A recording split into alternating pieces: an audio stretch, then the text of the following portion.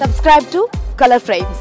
T20 ప్రపంచ cup ప్రారంభమైంది. ఈసారి ఈ టోర్నీ అమెరికా, వెస్టిండీస్ల ఆతిథ్యంలో జరుగుతోంది. T20 ప్రపంచ కప్లో టీమిండియా తన తొలి మ్యాచ్ను జూన్ 5న న్యూయార్క్లో ఐర్లాండ్తో ఆడనుంది.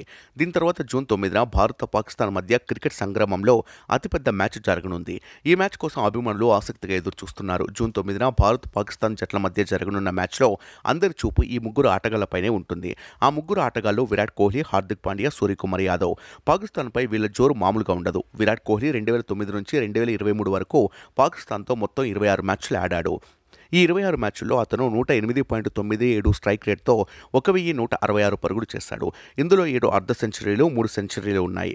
పాక్పై కోహ్లీ మొత్తం 111 ఫోర్లు, 18 సిక్సర్లు బాదాడు. పాకిస్తాన్పై విరాట్ కోహ్లీ అత్యధిక స్కోరు 183 పరుగులు. హార్దిక్ పాండ్యా 2016 నుంచి 2023 వరకు పాకిస్తాన్తో మొత్తం 13 మ్యాచ్లు ఆడాడు. ఈ 13 మ్యాచ్ల్లో మొత్తం 293 పరుగులు వచ్చాయి. అతని అత్యుత్తమ స్కోరు 87 పరుగులు. పాకిస్తాన్తో జరిగిన ఈ 13 మ్యాచ్ల్లో హార్దిక్ పాండ్యా 19 వికెట్లు కూడా పడగొట్టాడు. అతని అత్యుత్తమ బౌలింగ్ గణాంకాలు 8 పరుగులకు 3 వికెట్లు.